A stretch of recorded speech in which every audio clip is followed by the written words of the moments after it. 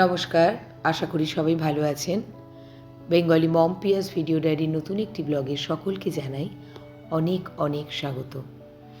ঋষির বহু অপেক্ষার পর অবশেষে ক্রিসমাসের ঠিক পরের দিনটা আমরা বেরিয়ে পড়লাম কাজিরাঙার উদ্দেশ্যে।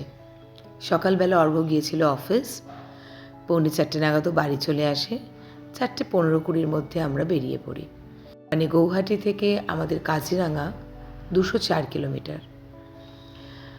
এর আগে যতবার আমরা কাজিরাঙা গেছি নাগাল্যান্ড থেকে, এবং আমাদের কাজিরাঙা প্রতিবারের ট্যুরই ভীষণই আনন্দের এবং কখনোই জঙ্গল আমাদের হতাশ করেনি।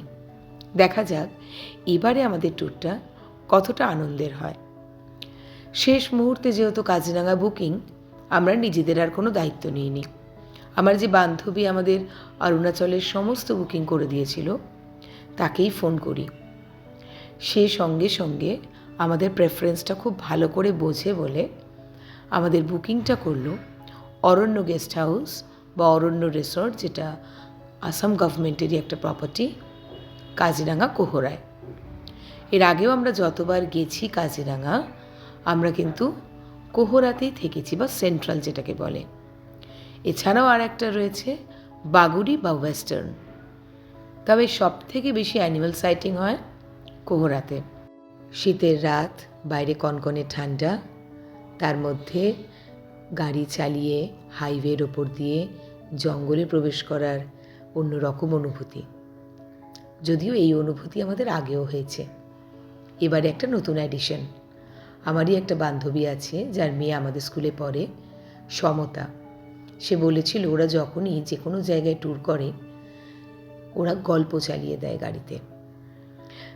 গপ্পমীরের ঠেক বা অহর্নিশি বা সানডে সাসপেন্স, আর সেটা শুনতে শুনতে ওরা ওদের লং ড্রাইভটা কমপ্লিট করে। ওদের এই বুদ্ধিটা আমিও নিয়েছি। বেশ কয়েকটা গল্প আমি 25 তারিখ সন্ধেবেলা বসে ডাউনলোড করে রেখেছিলাম, আর এখন তারই মধ্যে অন্যতম একটা অহর্নিশি চ্যানেলের প্রেতবধূ শুনতে শুনতে আমরা চললাম কাজিরাঙার দিকে। ঋষি বেশ কিছুক্ষণ জেগে থাকার পর অবশেষে ঘুমিয়ে পড়েছে, আর অর্ঘ্য যেহেতু রাত্রির হয়ে যাচ্ছে যতটা স্পিডে চালানো যায় চেষ্টা করছে, 90, 100, 120 এইরকম।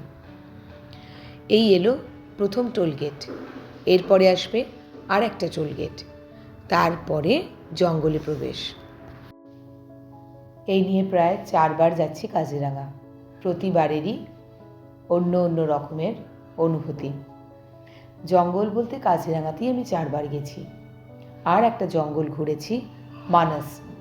তবে যতবারই আমি যেখানে জঙ্গলে গেছি নিজেদের গাড়িতে গেছি।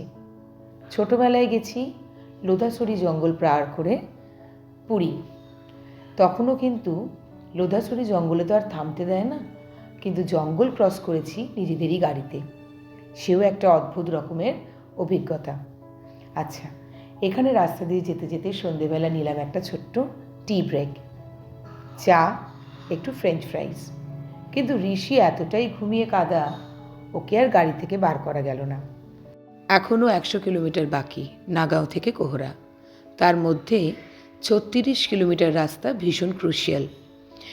এই জায়গাটা অ্যানিমাল করিডোর, এবং এখানে খুব চান্স রয়েছে জঙ্গল থেকে জন্তু জানোয়ারগুলো রাস্তায় উঠে গাড়ির সামনে চলে আসে।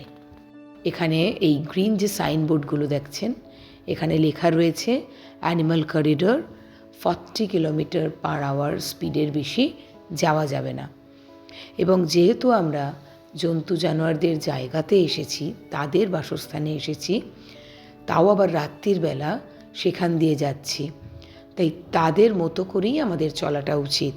কখনোই ওভার স্পিডিং করে আমাদের এই সংরক্ষিত প্রাণীগুলোকে আঘাত করাটা ঠিক না।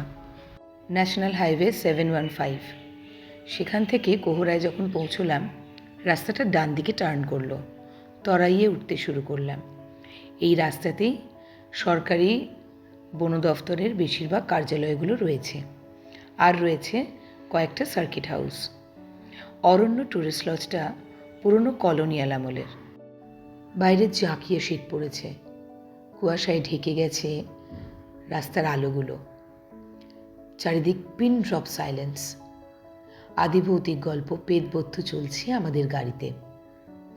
আঁকা বাঁকা ট্যুরিস্ট লজের রাস্তাটা দিয়ে বড় বড় গাছের আর্চের মধ্যে দিয়ে যখন আমাদের গাড়িটা পটিকোয় গিয়ে দাঁড়ালো, সেই অনুভূতিটা ছিল এক কথায় সাররিয়াল।